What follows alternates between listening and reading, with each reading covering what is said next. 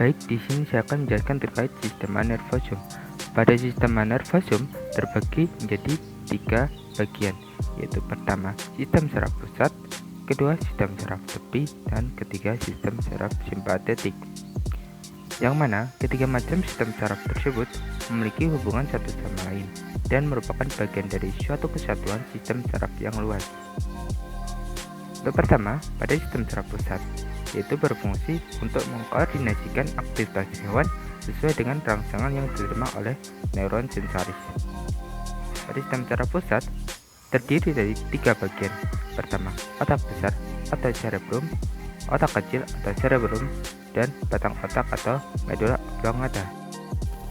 Lalu pada cerebrum atau biasa dengan otak besar berfungsi untuk membentuk kanal pusat yang dangkal yang disebut dengan ventrikel dan membentuk bagian putih dan abu-abu. Bagian abu-abu mengandung badan sel neuron, dendrit, dan akson yang bermielin. Lalu pada bagian putih mengandung akson yang terbungkus mielin, sehingga neuron tersebut berwarna putih. Lalu untuk fungsi cerebrum yaitu untuk mengatur gerak sadar.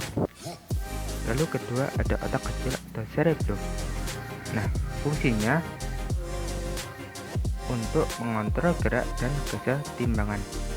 Cerebrum juga berfungsi untuk memonitor perintah motorik yang dihasilkan oleh otak besar. Otak kecil mengintegrasi informasi sebagai fungsi motorik dan perseptual.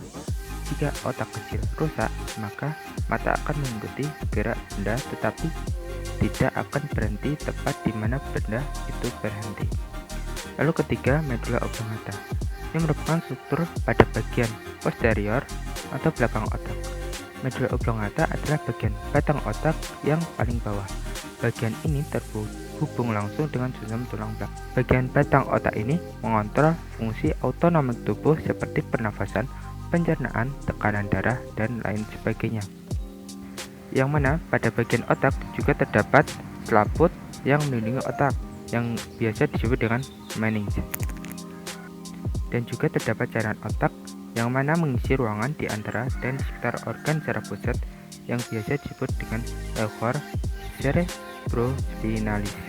Lalu selanjutnya ada hipotalamus.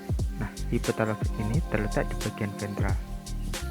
Nah, bagian hipotalamus meliputi hipofisis, yang mana ini merupakan kelenjar endogen yang terpenting, yang mana terletak pada dasar otak di dalam cekungan yang disebut sella thoracica. Pada hipofisis terdiri atas adenohipofisis dan neurohipofisis putih. Pada kelenjar adenohipofisis berfungsi untuk memproduksi hormon-hormon meliputi STH, ACTH, TSH, FSH, AH, LTH. Untuk STH atau biasa disebut dengan somatotropik hormon berfungsi sebagai hormon pertumbuhan.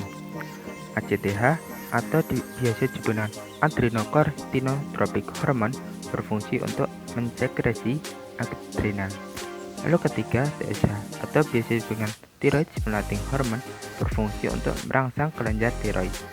Lalu FSH, follicle stimulating hormon berfungsi untuk merangsang pertumbuhan folikel. LH untuk merangsang ovulasi. Dan LTH atau biasa disebut dengan luteotropic hormon berfungsi untuk menstimulasi produksi susu. Lalu yang bagian kedua yaitu neurohipofisis. Nah, neurohipofisis berfungsi untuk memproduksi hormon ADH dan oksitosin. ADH atau biasa dengan antidiuretik hormon berfungsi untuk pengendali urin dan absorpsi air. Lalu oksitosin berfungsi merangsang keluarnya air susu.